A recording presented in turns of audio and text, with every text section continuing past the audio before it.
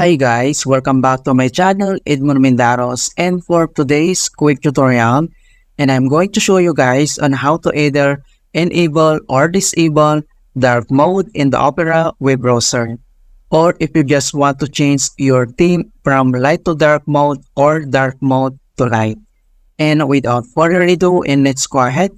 So all you have to do is to open up on Opera browser.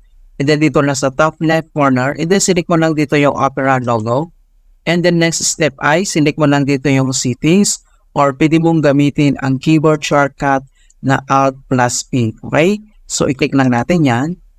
And then next dito lang sa right side ay scroll down lang tayo at select lang natin dito yung appearance. Kung paano ba natin enable or disable ang dark mode.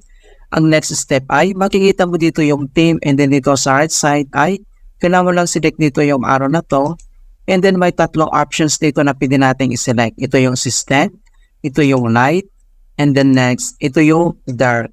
Ayan, so makikita mo dito na totally nag-dark mode na siya. Okay, so kung gusto mo naman ito ng light, so select mo na itong light, or pwede mo naman select dito yung system, and then next, ito yung dark. Okay, so dito naman sa kanyang forced dark theme on page, so pwede mo naman enable ito mga kaibigan. Ayan. So, click mo lang ganyan. Right? So, ganun lang po kasimple kung paano natin enable or disable ang dark mode in Opera web browser. And please don't forget to like this video, subscribe to my channel for more quality content.